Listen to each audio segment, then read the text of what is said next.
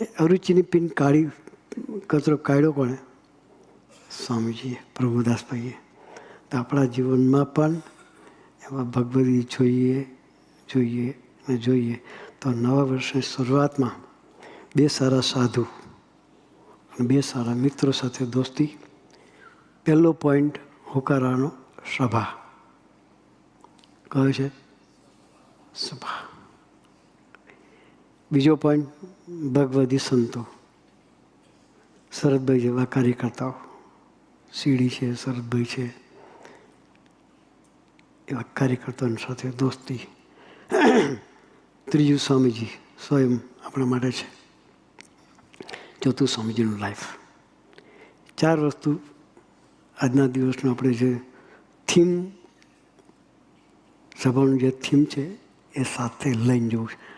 અને આખું વર્ષ આજે ગુરુવાર છે અને 31 ડિસેમ્બરે આપણે જ્યારે ઉજવીશું ત્યારે ગુરુવાર જ હશે. કે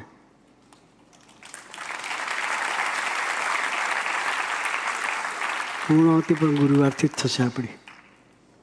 તો આપણે છેલ્લો ગુરુવાર પણ આ રીતે જ ઉમંગથી આપણે ઉજવવો છે. કંઈક લઈને જવું છે.